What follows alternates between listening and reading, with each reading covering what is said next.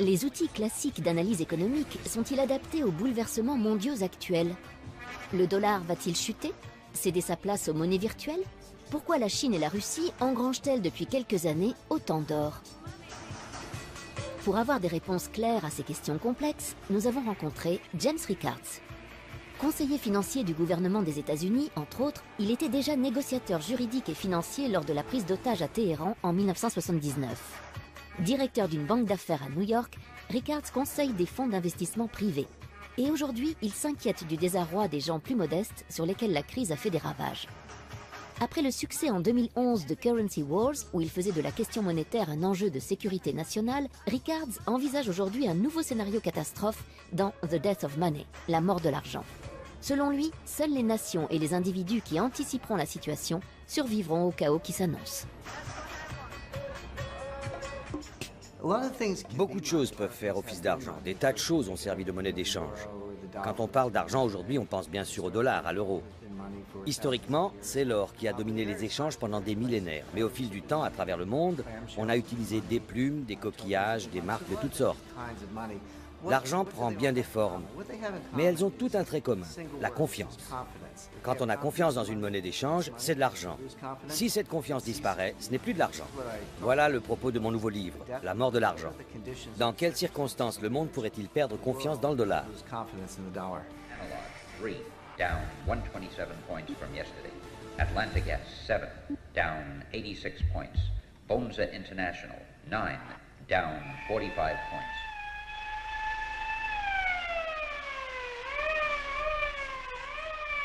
Jesus, look at that. Well, what is it? What's happening? What is it? A suicide epidemic? A war? No, the crash. The market is collapsing. En 2009, j'ai conçu et planifié le premier jeu de guerre financier. Ce projet a été financé par le ministère de la Défense américain, par le Pentagone, et réalisé dans un laboratoire militaire ultra secret près de Washington. J'ai engagé quelques spécialistes et nous avons échafaudé des plans en se disant « on va leur en donner pour leur argent ». C'était un jeu de guerre financier. On ne pouvait pas utiliser des armes conventionnelles, pas de bombes, pas de navires, ni de sous-marins. Nos seules armes étaient des actions, des obligations, des produits dérivés, des monnaies et des matières premières. Notre plan était le suivant. La Russie et la Chine mutualisaient leurs réserves d'or, émettaient une nouvelle monnaie indexée sur l'or par l'intermédiaire d'une banque à Londres et d'une chambre forte en Suisse. Ensuite, ces deux pays annonçaient qu'à l'avenir, les exportations énergétiques russes et les produits manufacturiers chinois devraient impérativement être réglés dans cette nouvelle devise. On tourne le dos au dollar, on va détruire le système fondé sur le dollar. Voilà le scénario que nous avons développé, et on s'est moqué de nous. Des professeurs de Harvard ont déclaré « C'est ridicule, l'or ne joue plus aucun rôle dans le système monétaire, c'est une référence du passé ». Eh bien, vous savez quoi? Depuis 2009, la Russie a augmenté ses réserves d'or de 70%, la Chine de plusieurs centaines de pourcents. On voit les Russes s'en prendre aux États-Unis en menant une guerre financière. Ce que nous avions imaginé est en train de se réaliser.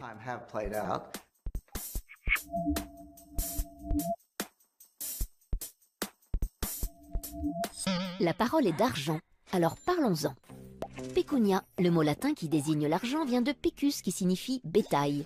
Pour les Romains, une vache était en effet l'investissement idéal, car échangeable contre du pain, du blé, des vêtements, etc. Mais le principe du troc montre rapidement ses limites. En 500 avant Jésus-Christ, l'empereur Crésus fait frapper la première pièce d'or, d'où l'expression « être riche comme Crésus ». La monnaie papier est créée 1500 ans plus tard, en Chine, sous forme d'une attestation de dépôt.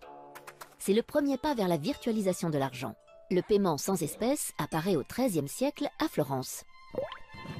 Les riches commerçants signent des ordres de virement d'un compte à l'autre. Les premières cartes de crédit sont utilisées aux États-Unis dès la fin du XIXe siècle.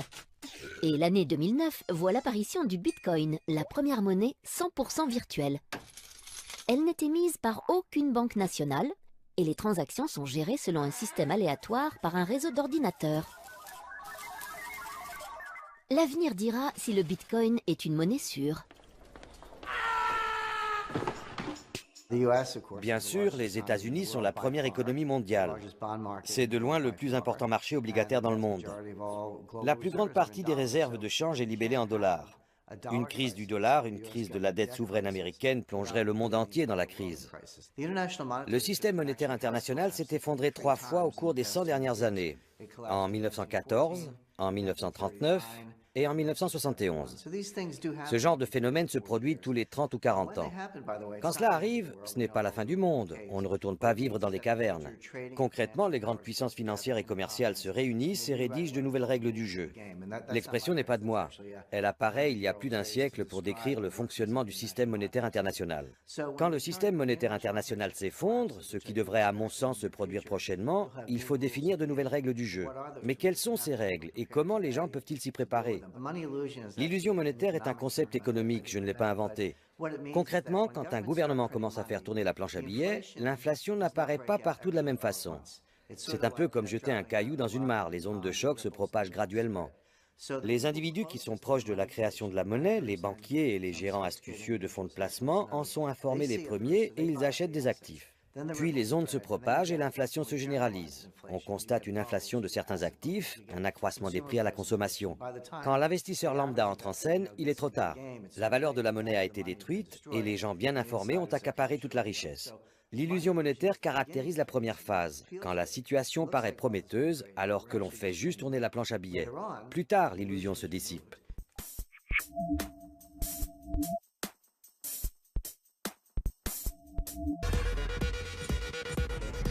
C'est la plus célèbre devise au monde sur laquelle est inscrite aussi la plus fameuse « In God we trust », même s'il y a longtemps que les mécréants lui font davantage confiance qu'à Dieu. L'heure est grave, de plus en plus contestée, le dollar est même menacé de disparition. Il pourrait être remplacé par la monnaie virtuelle et autres moyens de paiement numériques. Pourtant, s'il quittait la scène, quel drame pour le rêve américain auquel il est intimement lié. Rien ne pourrait l'effacer de notre imaginaire, où il occupe une place de choix. Le dollar est lié à la naissance de la nation américaine. Il a été créé pour financer la guerre d'indépendance. Il est synonyme de conquête et de pouvoir. C'est un trophée. L'Américain est dévoré par l'ardente ambition de faire fortune. C'est l'unique passion de sa vie. Chacun ici désire devenir riche et s'élever dans la société. Personne n'estime impossible d'y parvenir, écrivait Tocqueville en 1840. Même si les immigrants qui rêvaient d'une Amérique aux rues pavées d'or ont vite déchanté. Bretton Woods l'a encore magnifié en faisant l'unique monnaie des échanges internationaux à la fin de la Seconde Guerre mondiale. Symboliquement, depuis, posséder des dollars, c'est pouvoir se payer n'importe quoi, partout dans le monde.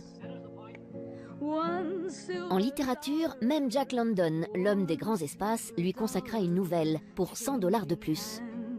Quant au cinéma, il a joué un rôle capital dans la construction du mythe. De Capra à Eastwood, on ne compte plus le nombre de films où il tient le premier rôle. Et c'est bien One Silver Dollar que chante Marilyn dans Rivière sans retour. Aujourd'hui, s'il n'a quitté ni les livres, ni les articles, ni les séries, les jeux vidéo ou l'art contemporain, son image fait particulièrement fantasmer les rappeurs, dont il est devenu l'accessoire préféré à longueur de clip. Il y a des choses que l'on sait. On connaît l'échelle du système et on sait aussi qu'un krach est en rapport exponentiel avec la taille du système. Quand le système triple de taille, on ne triple pas le risque, on le multiplie par 10 ou par 100. C'est la nature d'une fonction exponentielle. Quand on regarde le système actuel, on constate qu'il est beaucoup plus gros qu'avant. En 2008, par exemple, on a tous entendu l'expression « trop gros pour faire faillite ». Les banques étaient trop grosses pour faire faillite, il fallait les sauver. Eh bien, vous savez quoi? Aux États-Unis, depuis 2008, les 5 plus grandes banques sont plus importantes encore. Elles contrôlent une part plus grande des actifs bancaires et elles ont une panoplie plus large de produits dérivés. Ce qui était déjà trop grand en 2008 pour disparaître est encore plus grand aujourd'hui. Ce qui veut dire que le risque d'un effondrement catastrophique est encore plus grand. On voit ce qui nous attend. Aujourd'hui, avec les réseaux sociaux, nous sommes plus connectés que jamais. La possibilité qu'une perturbation minime se propage à grande vitesse est encore plus probable en raison de cette connectivité accrue. Si un nombre suffisant d'individus, ce que l'on appelle le seuil critique, est atteint, les agents économiques commencent à changer de comportement en fonction des réactions d'autres agents. Voilà le seuil critique. Il varie d'un individu à l'autre. Mais s'il est atteint, alors des événements mineurs peuvent se propager et causer un effondrement systémique, comme un flocon de neige peut provoquer une avalanche. En d'autres termes, pour qu'un tel phénomène se produise, il faut que les agents soient connectés, il faut qu'ils communiquent. Sans cette connectivité et cette communication, on ne risque pas un changement de comportement à grande échelle.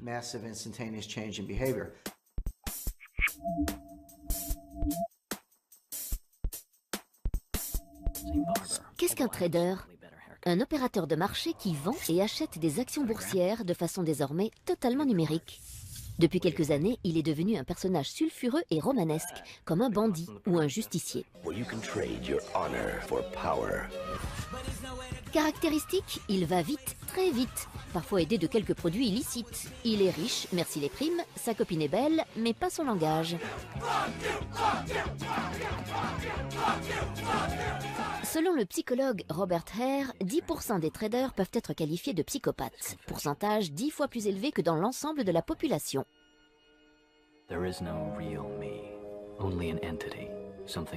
Peu à peu remplacé par des machines, le trader devient-il lui-même un algorithme susceptible de dérégler le système? Nous courons le risque qu'un jour, les choses nous échappent totalement et qu'une défaillance entraîne le reste du monde dans l'abîme, les marchés européens et asiatiques compris, puisque tout est interdépendant et se passe à une vitesse fulgurante. C'est ce qui inquiète les gens. Quand on parle de terrorisme financier, on ne pense pas seulement au piratage des comptes bancaires, mais aussi à ce qui se passe dans les salles des marchés du monde entier. Parfois, la cote du trader s'effondre ou augmente par ailleurs, comme celle de Jérôme Kerviel, accusé par la Société Générale pour laquelle il travaillait de lui avoir fait perdre 5 milliards d'euros en janvier 2008.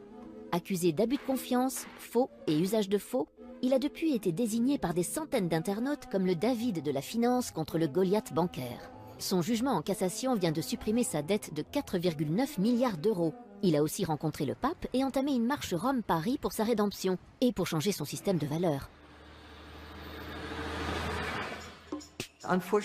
Malheureusement, le pouvoir financier est global. Cela ne devrait pas être le cas.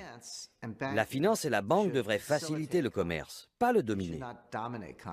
Les banquiers sont des parasites du système. Ils confisquent de la richesse dans le système. Ils ne créent pas de richesse. Qui crée de la richesse? Les inventeurs, comme Bill Gates ou Steve Jobs, ou des inventeurs en Europe, des créateurs d'entreprises, des gens créatifs. Voilà les vrais créateurs de richesse.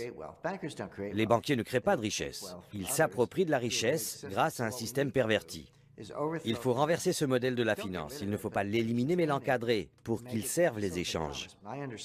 Je comprends le fonctionnement du système et depuis que je m'occupe de finance, je suis scandalisé par sa dégradation. Le service a fait place à la cupidité. La création de valeur ajoutée a été remplacée par l'extorsion de richesse. Il est grand temps de le dénoncer.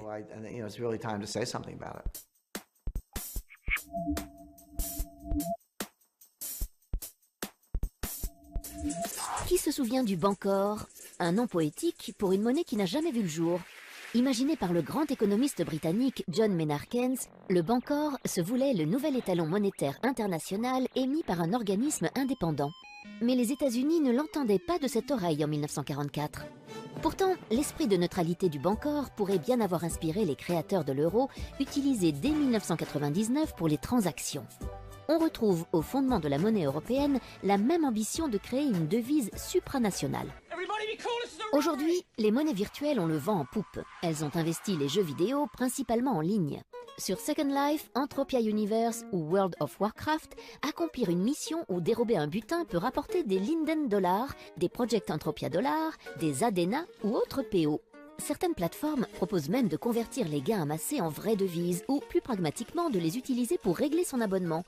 A l'inverse, pas de problème pour renflouer son porte-monnaie virtuel. Il suffit de se munir d'une carte bancaire, bien réelle cette fois.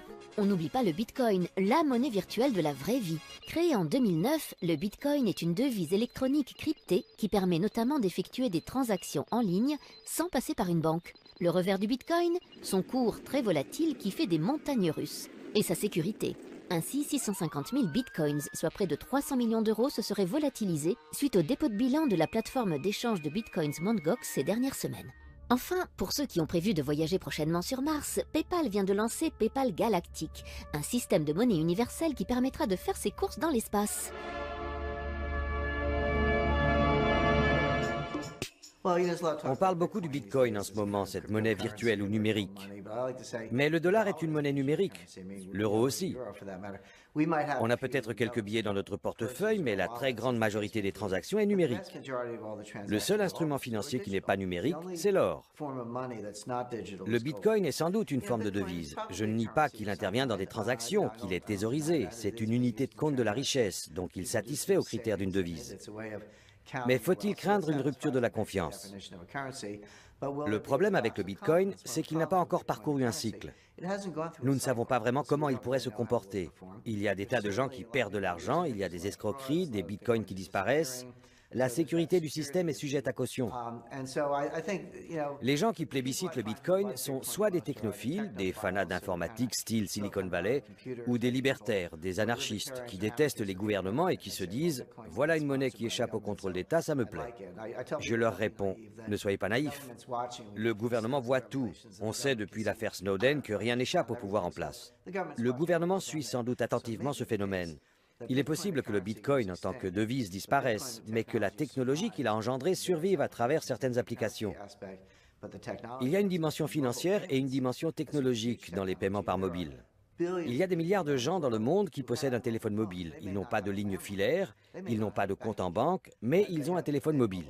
Quand on peut utiliser son téléphone pour effectuer des règlements en ligne, par le biais d'une carte de crédit, même si vous n'avez qu'un compte en banque à peu de frais, même si vous n'avez pas de compte titre, vous avez votre mobile, un peu d'argent sur votre compte, vous pouvez faire des paiements. Je peux vous transférer de l'argent, vous pouvez m'en envoyer. L'industrie des règlements par téléphone mobile se développe très rapidement. Elle est en train de bouleverser la finance. Toute cette connectivité est formidable, mais il faut comprendre que plus nous sommes connectés, plus le système prend de l'importance et plus on accroît le risque d'un effondrement catastrophique. C'est le revers de l'économie en réseau.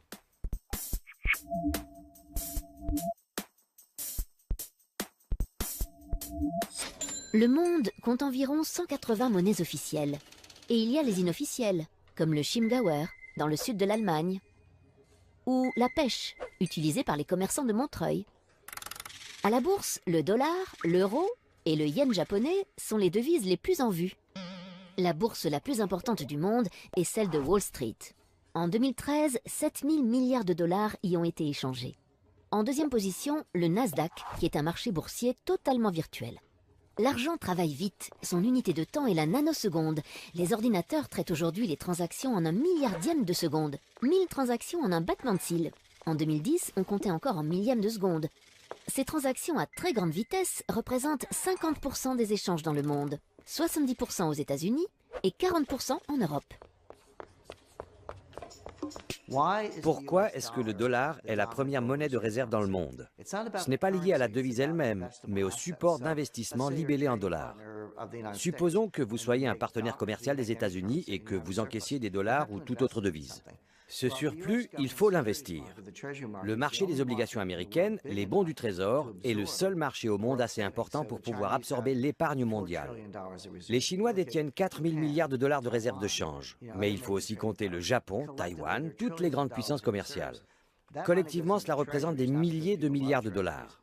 Tout cet argent est placé en bons du Trésor américain, non pas parce que les gens adorent ces obligations, mais parce que c'est le seul marché assez grand pour absorber ces liquidités.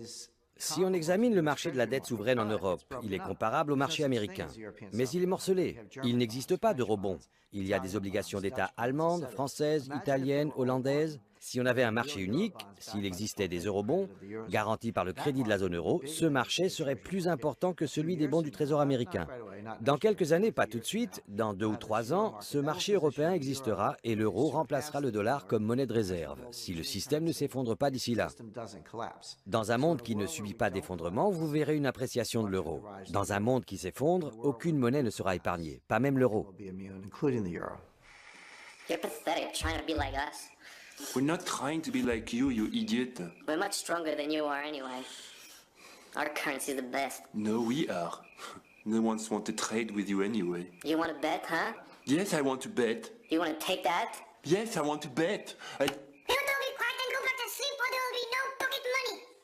No bailout and no loans. Sorry, Daddy. En matière de sagesse économique, j'apprécie par-dessus tout Angela Merkel. C'est la seule dirigeante qui comprend l'économie parce qu'elle n'est pas économiste. C'est une scientifique. Comme je l'ai expliqué, il faut aborder l'économie avec des outils scientifiques, pas de la pseudoscience. Le keynésianisme, la théorie de l'équilibre général, la valeur à risque, tous les modèles et les techniques qui sont utilisés dans la finance et la gestion du risque sont de la pseudoscience. Ils ne correspondent pas à la réalité.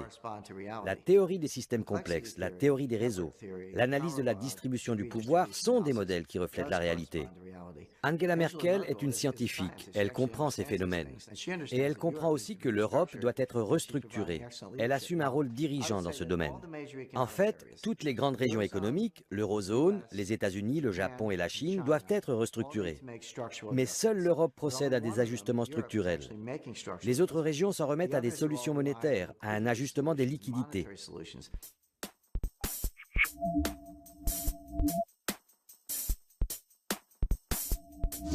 Avec 1400 milliards de dollars, la Chine est le premier détenteur étranger de la dette américaine. Or, il existe une blague connue parmi les banquiers. Si tu dois 1 million à quelqu'un, tu as un problème. Si tu lui dois 1 milliard, c'est lui qui a un problème.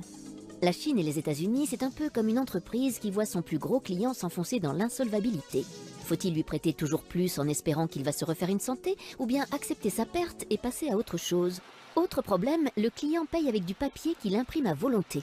Si la Chine s'affranchit brutalement du dollar, c'est l'effondrement du billet vert. Si elle le garde, c'est l'effritement de ses réserves de change. Sa tactique, c'est donc de s'en débarrasser en douce. Une désaméricanisation progressive. C'est au moment de la crise du shutdown, en octobre dernier, que la Chine a mis en garde les USA en leur signifiant qu'elle allait réduire au maximum son exposition au dollar américain. Malgré les risques géopolitiques que cela comporte, la Chine a revendu en décembre 2013 pour presque 50 milliards de bons du Trésor américain. L'acheteur devient ainsi vendeur massif. En parallèle, la Chine mise sur l'or, car plus le dollar s'affaiblit, plus le cours de l'or monte, tant et si bien que la Chine est devenue en moins de 3 ans le premier consommateur mondial d'or devant l'Inde.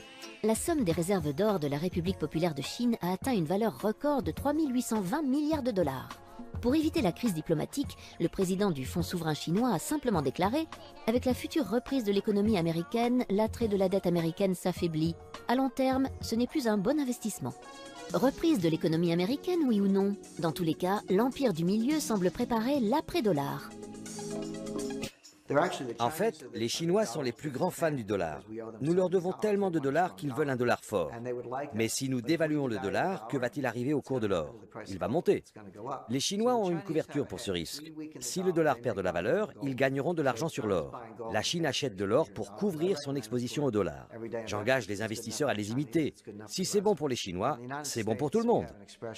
Aux États-Unis, quand on parle des vieilles fortunes, on pense à des fortunes accumulées depuis un siècle ou un peu plus, comme celle des Rockefeller ou des Kennedy. Mais en Europe, les vieilles fortunes remontent à 4 ou 5 siècles. J'étais à Rome, il y a peu, devant le Palazzo Colonna. Les Colonna sont riches depuis le XIIIe siècle. La fortune de cette famille remonte à 800 ans. Ça, c'est une vieille fortune. Quand on discute avec ces milliardaires européens qui gèrent cette fortune dynastique et qu'on leur demande « Vous avez su protéger votre fortune non seulement de la dépression des années 30, mais de la guerre de 30 ans, des guerres de Louis XIV, des guerres napoléoniennes, de la guerre d'Espagne. Comment avez-vous survécu à tous ces cataclysmes ?» Ils vous répondent « La règle des 3 tiers. Un tiers en or, un tiers en œuvres d'art, un tiers en propriété foncière. » Prenons l'exemple de Warren Buffett. Warren Buffett a toujours dit du mal de l'or. Mais qu'a-t-il fait? Il y a quelques années, il a acheté les chemins de fer Burlington Northern Santa Fe. Il a acheté tout le réseau, il l'a privatisé. Il n'est plus coté en bourse. Qu'est-ce que c'est une compagnie de chemin de fer? Ce sont des actifs durables, des rails, des droits de passage, des concessions minières, du matériel roulant, des aiguillages, des signaux. Une compagnie de chemin de fer, c'est un gros paquet d'actifs durables. Comment est-ce qu'une compagnie de chemin de fer gagne de l'argent? En transportant des biens durables, du maïs, du blé, du charbon, de l'acier, du pétrole. Une compagnie de chemin de fer, ce sont des actifs durables qui transportent des biens durables. Quand Warren Buffett fait cela, les gens disent « Warren Buffett aime bien les actions des entreprises de transport ». Pas du tout. Il investit ses dollars dans des actifs durables. N'écoutez pas ce qu'ils disent, observez ce qu'ils font.